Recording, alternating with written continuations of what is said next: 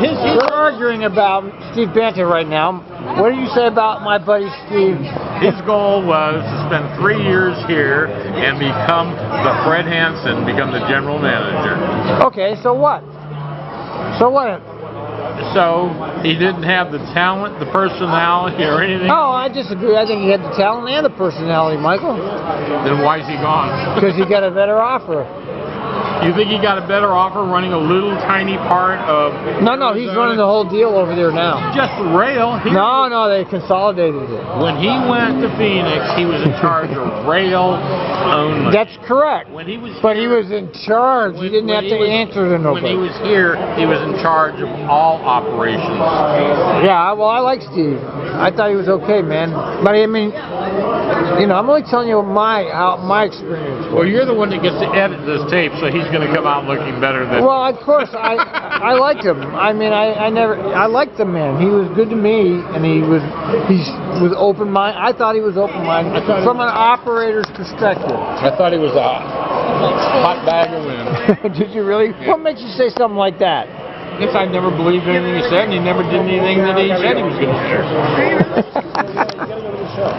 Well, you're entitled to your opinion, and I respect it, but I defend the man. I think that he should have been promoted to whatever position.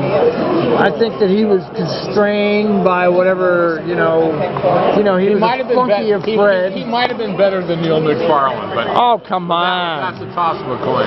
Okay, I'll admit that Steve Banta was a careerist, but he had an open mind, from my point of view. From your point of view, yes. You're probably right. Right, from my point of view, he was approachable, man. That's a lot. Oh, he wasn't. He was approachable if you only wanted to listen to him. He's not a Steve Banta fan, but I'm a Steve Banta fan. I'm telling you, man, you don't see anybody being as accessible as Steve Banta was now. And from, where do you see Shelley? Do you see her anywhere? No. Do you see Shelley? No. But you used to see Steve, right? Let's go back to Bob Nelson. Okay, I know Bob Nelson used to go out drinking with Michael Levine. No, that's not the point. Bob Nelson was a good executive director. What makes a good executive director? He was open, he was fair, and he tried to make improvements.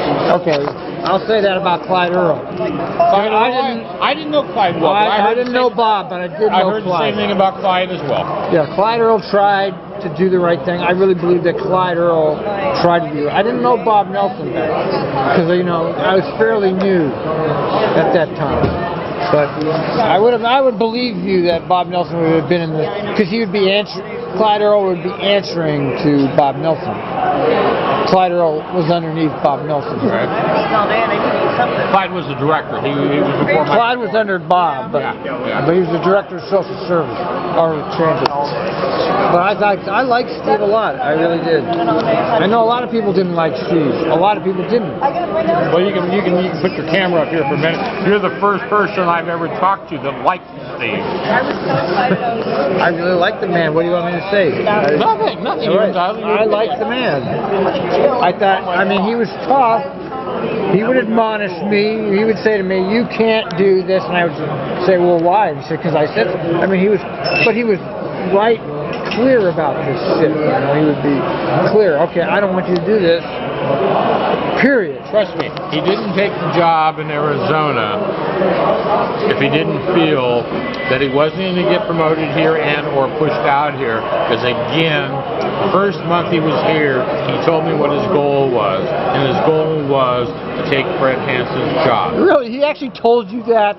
Not take it from Fred, but when Fred retired, he wanted to be the next general manager. I see. And that's what his intentions were here. He told you that? Told me that. Okay. So he left here because he either knew. I think he left here because he had some kind of problem with Fred. That's my theory. Some kind of disagreement happened there. I can't say one way or the other, but I wouldn't dispute it. Yeah. And if you're after the guy's job and whatever, maybe. Well, Fred knew he was going to leave. He already had that plan. Yeah, but you know what? Banta had it programmed program to have Fred's job in 3 years, and Fred was here for 6 years. After Banta got here, really? Yeah. Oh, are you sure about that? It doesn't seem like it was that much longer. I'm pretty sure it was 6 years. Well, Steve Banta's happy in Phoenix. He's doing well over there. So he achieved his goal. What do you have to say about that, Michael Levine? I'm happy for him. I'm happy for him. I mean, I didn't like him personally. I didn't think he was a good fit for Trimet. I certainly don't think he was a good fit for people with disabilities. Okay. But if he's having a good career and he's happy and they're happy with him, maybe he's changed. Maybe. Well, I don't know about change. I think he was direct. I think he was direct. He was very succinct about what needed to be done. And that's why he's having a successful career, because he's not pulling any punches, you see. He's direct. It's not bullshit with Steve Banta. This is what it is, period. Okay, that's my experience with Banta. You're saying different. See, me and Michael are having heart-to-heart here. This is one of my greatest times ever. Michael Levine, me and Al M. You don't think it's true. You don't think he lied to you? I've heard that before, that other people say that too. He lied to your face, is that what you're saying? I can't give it specifics, but I'll put it to you this way. Through his intentions and the accomplishments he planned to make in order to become the next general manager, he made presumptions, assumptions, and sort of promises of what he was going to do, and I didn't see him doing any good. Okay. Well, see, me and Michael have a lot of disagreements about a lot of things, by the way. We're friends personally.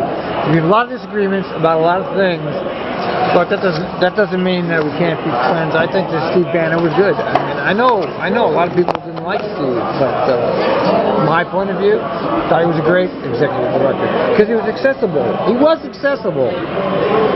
No, he was accessible to you too. Yes, even though he lied. Right, he was accessible to you. Right? Is Shelley accessible to you? No. No, she was once since she's been the executive director. I have never seen Shelley. She stays away from me like a hot potato. Well, she stayed away from me after the first and one and only. Right.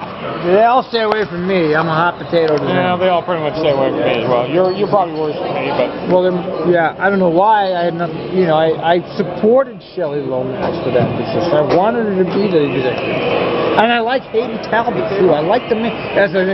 Hayden was one of the garage managers when I was. Yeah, Hayden's a nice guy. He's a very nice guy. Right, he's a nice man. I never had a problem with Hayden Talbot. And I can't comment about him as far as being the director of operations because he stays behind closed doors. The one time I communicated with him, he was honest with me. That's what else do you want? He's honest. I mean, our directors of operation used to come to CAT meetings, used to get involved with the disability community. Hayden, I'm not sure if he was directed not to or what, but... I don't believe that they were like brutal. I don't think Shelley and Hayden were like brutal to me because they took upon themselves to do that. I think they were instructed to do that.